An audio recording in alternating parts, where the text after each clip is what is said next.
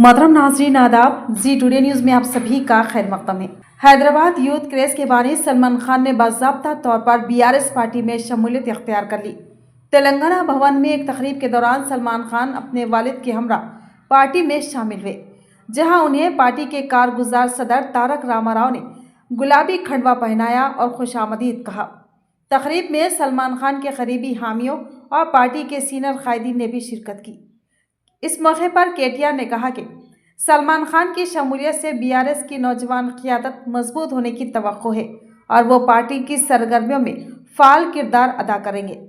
वाज़ेह है कि हाल ही में सलमान खान की जुबली हिल्स बाई इलेक्शन में नामजदगी मुस्तरद कर दी गई थी, जिसके बाद उन्होंने सियासी मंजरनामे में सरगर्म रहने का ऐलान किया था।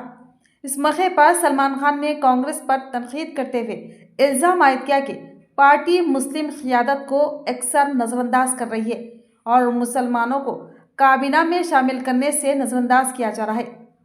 सलमान खान ने अपने हामियों से खिताब करते हुए कहा कि वो बीआरएस के प्लेटफॉर्म के जरिए अवाम की खिदमत और नौजवानों के मसाइल के हल में भरपूर हिस्सा लेंगे। सलमान भाई का वेलकम करते हैं पार्टी में, और सलमान भाई के वालिद साहब का भी माशाल्लाह।